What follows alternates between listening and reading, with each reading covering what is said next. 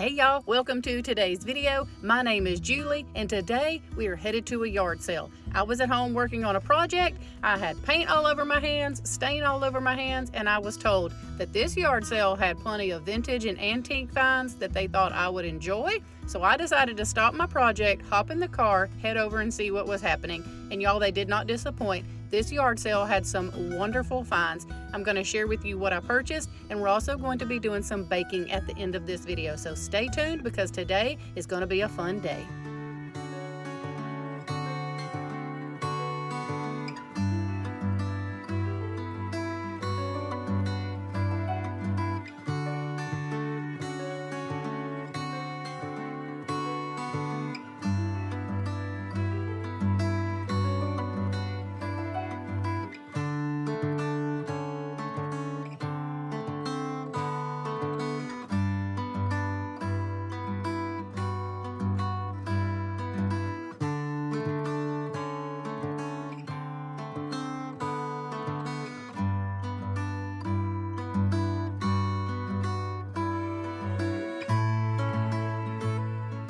I just want to take a minute to tell you guys thank you so much for clicking on my video, taking the time to watch it, like it, comment, share it. Thank you so much. Even if you don't comment, thank you so much. I know I don't always comment on videos because I'm normally watching it on my TV, but if you do watch, thank you so much.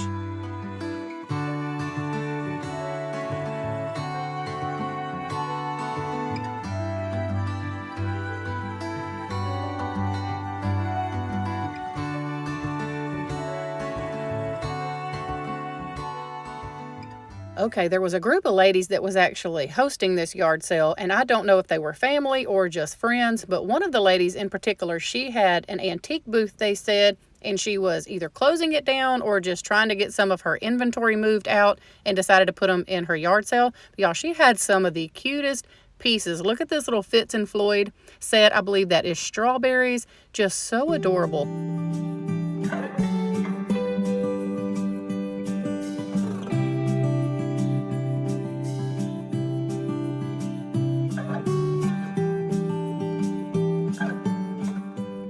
Okay, and right here you will see that I pick up this blue dictionary, and I really wanted this, but it did not have a price on it. And they would not sell it to me because the lady that it belonged to was not there. They couldn't reach her by phone. So they just said, you'll have to come back tomorrow, which I did not do because I was just too busy.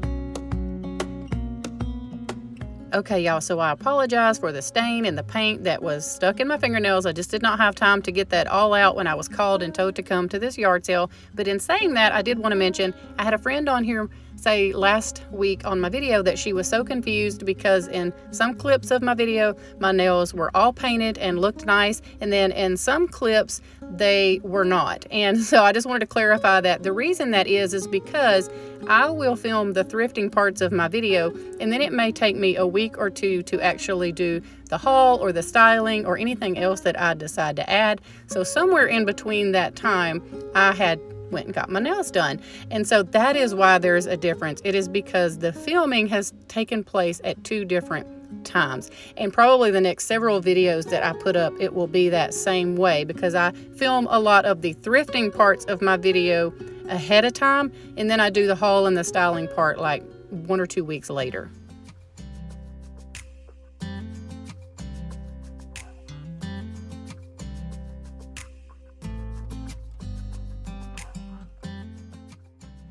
Okay, y'all, this bedspread set, I really regretted not buying, at least if not for myself and my guest bedroom. I regretted not getting it to at least see if one of my daughters would want it.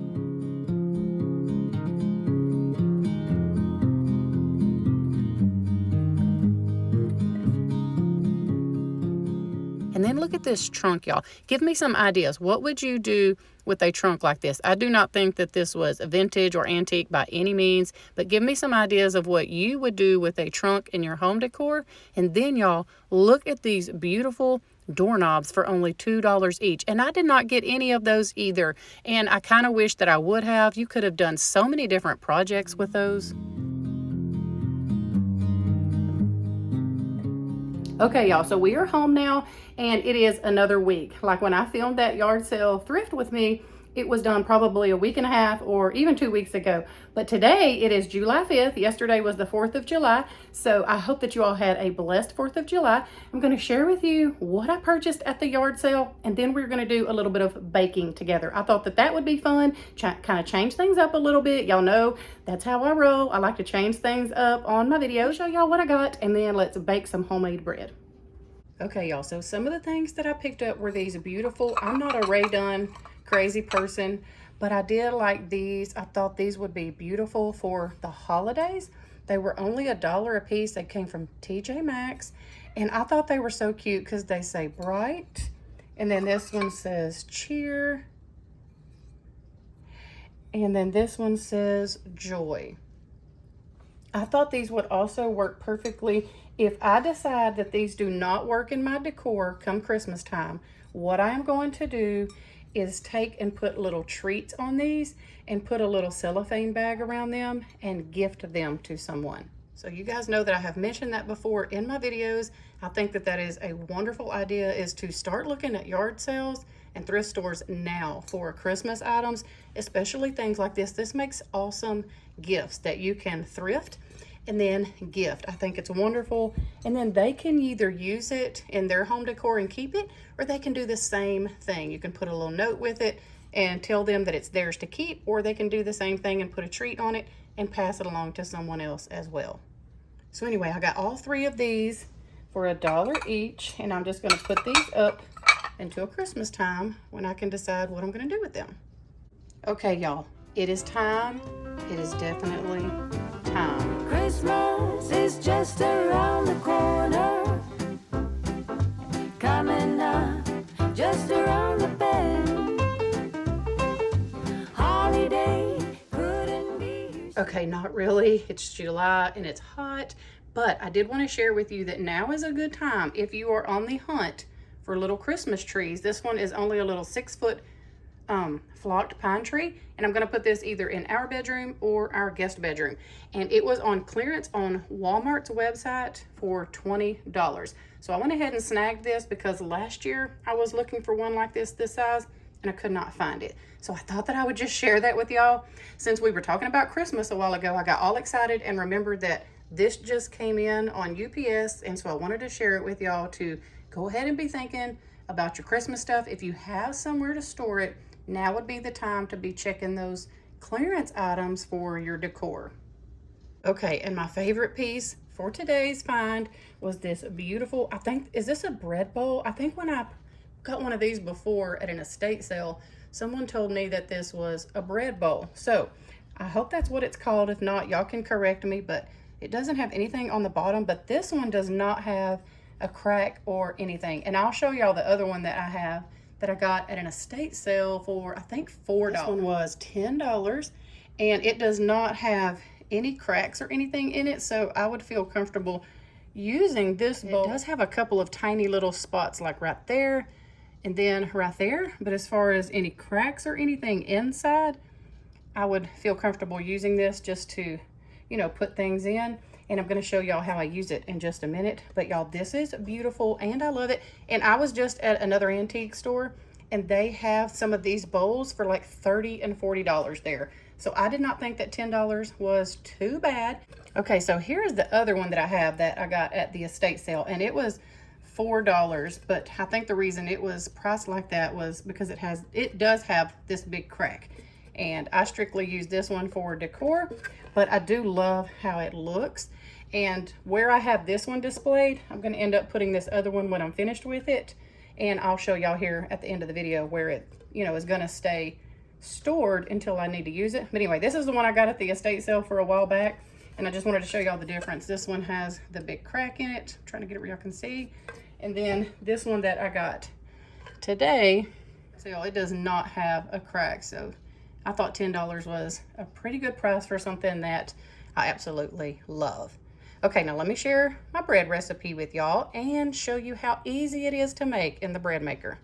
Okay, so here's the bread maker that I'm using. Y'all, I'm not trying to sell you on anything, but if you are interested, I can tell y'all where I got it. It was only $49, regularly $129 on Walmart's website. I have been on the hunt for a new bread machine in the thrift stores even for a while, and I just cannot find what I want. This is a 2-pound, this is a 2-pound loaf. So that's where I got this, just in case anyone is interested. Y'all, I even quit doing the Amazon storefront with the links and stuff because they track you. And there's no way that I wanted y'all to be clicking on something and not have the knowledge that they're actually tracking you. So I wasn't comfortable doing the Amazon storefront anymore, but I will put a link to this in the comment section if anyone is interested in it. I thought $49 was an amazing price because these can get really pricey. Okay, so I always pull this out. I don't want to put the ingredients in like in the machine because I don't want it falling all down in there and getting, you know, everything messy. It's just harder to clean. So I always pull this out, put my ingredients in, and then I just pop it back into place. Okay, y'all, as you can see, this bread recipe has been very loved, very used.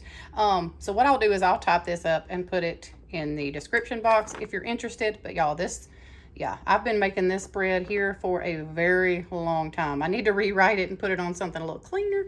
But anyway, that's when you know a recipe is really loved, when it's got the grease splatter on it, the butter, the greasy fingerprints, and all the things. So, okay, so you need 1 cup of warm water. And every bread machine and bread recipe is a little different in, you know, like what order you need to put it in. This one specifically says to go ahead and put the water and stuff in first, so that's what I'm doing. 2 tablespoons of sugar.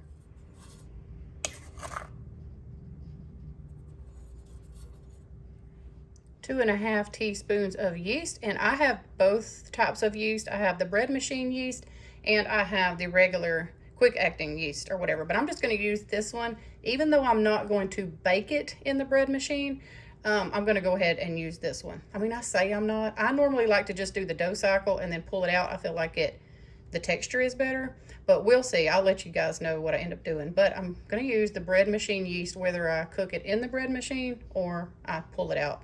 So it's 2.5 teaspoons of the yeast. So we're just going to put that in. And the warm water is what will help this yeast activate. So that's why you wanted warm water. So there's 1, 2,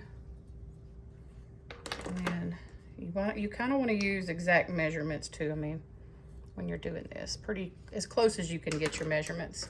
And then I need 1/4 cup of oil, and I'm just using good old Crisco oil. So I'm going to do 1/4 cup of oil, 1/4 cup of oil, and then 3 cups of bread flour. Now I keep my bread flour here on the counter in a big old glass jar, just because it's easy for me to get my measuring cups in and out of it. So that's what I'm going to be just scooping my bread flour. And I buy the King Arthur bread flour. It's just what I've used for years and years. There's 1 cup, there's 2 cups, and then there is 3 cups. And the last thing you need is 1.5 teaspoons of salt. Whoa, hold up.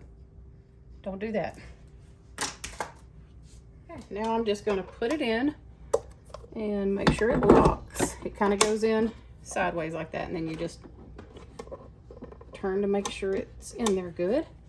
And then shut your lid. Okay, and after you shut your lid, you just want to choose, you know, your cycle. I'm trying to get to number 8 because I want to do the dough only. It says up there dough is number 8, and I'm not doing crust or loaf. Well, no, we're not doing delay timer. So all we want to do is just start it because we just want it to take care of the whole dough process.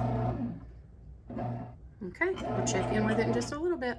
Okay, so the dough cycle is complete on the bread machine. So what I'm going to do is take it out, knead it a couple of times, and then I'm going to place it in this bread pan. I've had this bread pan for years and years, but I'm going to take and put some softened butter, like in the bottom and on the sides. Just kind of grease it up really good because it has to rise again. I apologize. I thought it was going to be fun and I was going to be able to use my bowl and let y'all see how it like rises all in my new bowl. But then I forgot that after I'm finished with this cycle in the bread machine that I put it directly into the loaf pan. But I am going to show y'all how I'm styling the bowls when I'm not using them. So I'll show y'all that in just a second.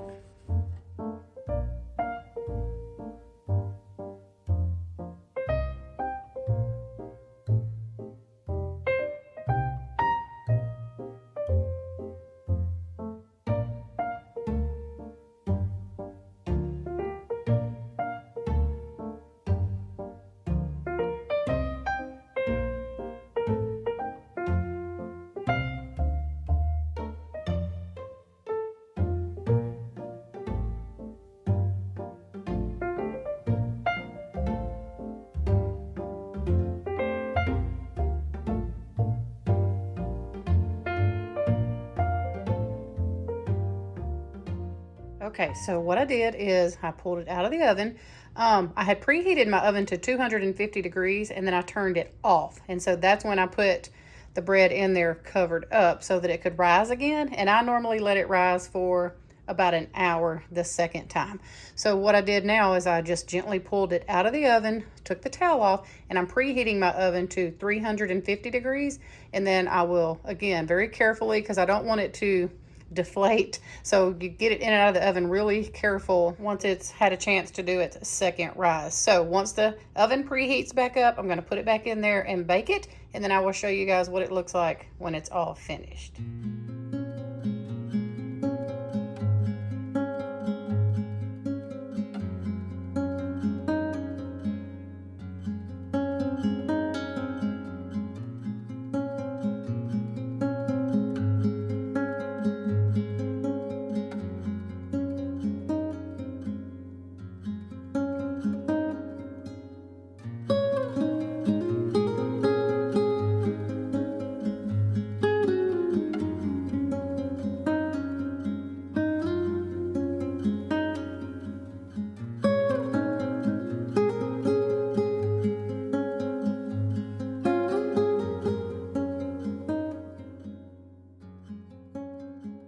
All right, y'all, that is going to wrap up today's video. Thank you so much for spending some time with me today and going to the yard sale and seeing what I found and baking some bread with me today. I hope that y'all have a wonderful week. We love y'all, and we'll see you back here Friday with a brand new video.